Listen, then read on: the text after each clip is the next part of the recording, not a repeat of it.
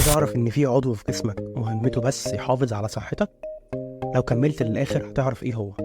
لا وكمان ده هو المحرك الخفي في الجسم، واللي ليه مجموعة من الوظائف مهمة جدا، واللي بتتمثل فيه تنقية السموم، إنتاج البروتينات، تخزين الطاقة، إنتاج الصفرة، وتنظيم مستوى السكر في الدم. طبعا هتقولي إيه هو العضو بقى؟ لا تعال أقولك إزاي نحافظ على العضو الثمين ده.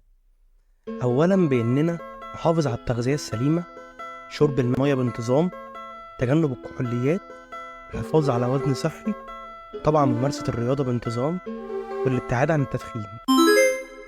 عرفتوا كده ولا لسه معرفتوش؟ العضو المهم أوي كده هو الكبد.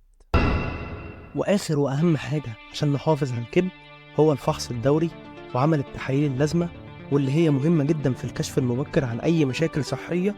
واللي بالمناسبة المشاكل اللي بتواجه الكبد كتير جدا، والتحاليل اللي تخص الموضوع ده أكتر، وده هيكون فيديو الحلقة الجاية من زيارة منزلية.